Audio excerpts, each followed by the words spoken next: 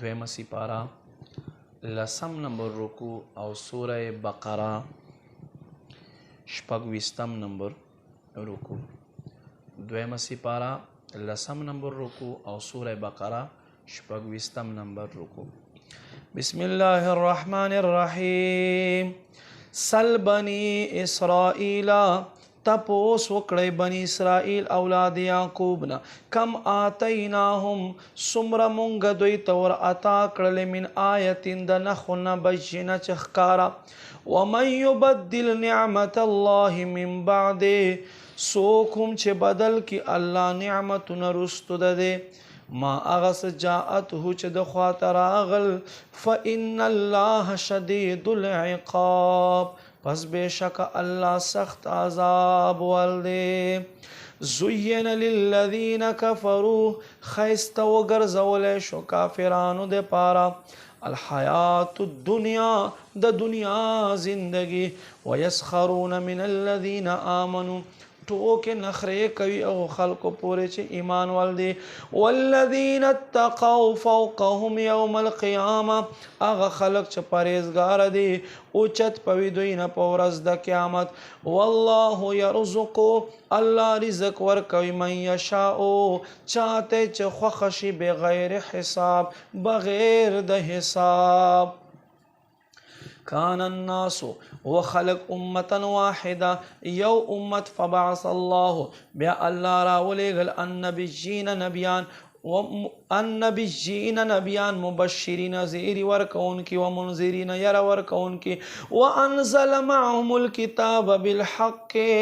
او دوی سره د حق کتاب را نازل کړو، لیحکم بین الناس، لپاره د دې چې دوی فیصلو کی خلقو ترمنځ، فیما په هغه څه کې اختلافو فیه، پس کې چې خلق اختلاف لري، وما اختلف فیه، اختلاف ونکړو په دې کتابونو کې، الا الذين مگر اغا خلقو اوتوه چا خواته چرا تک شوه من بعد رستو د ما جاءتهم البینات، چې دوی خواته ظاهره نښې راغې، بغیم بینهم خپل منځ کې سرکشي کولو سره. فهدى الله الذين آمنوا، پس په هدایت باندې الله ایمان ول ثابت قدم وسول، لما اختلفوا فيه، په هغه څه کې چې دوی اختلاف من الحق د حق نه باذنه په خپل حکم سره. والله الله يهدي هدایت ورکوي من یشاء چاته چې خوښ شي الى صراط مستقیم، نیغلار طرف تا. ام حسبتم، یا تاسو دا ګمان لرئ ان تدخلوا الجنة، چې تاسو به جنت ته دننه شئ، ولما یأتکم، او ندی راغلی تر اوسه تاسو خواته مثل الذین، مثال د هغو خلکو خلو من قبلکم چې تاسو نه مخکې تیر شوي دي، مستهم الباساء والضراء، دوی ته راورسېدل مصیبتونه او تکلیفونه، وزلزلوا، او دوی وخوځول شو، حتی تر دې یقول چې دوی به یقول الرسول، وی بد دوی رسول، والذین خلق آمنوا چې ایمان معه دوی سره، متى نصر الله، کله به الله مدد را دی. الا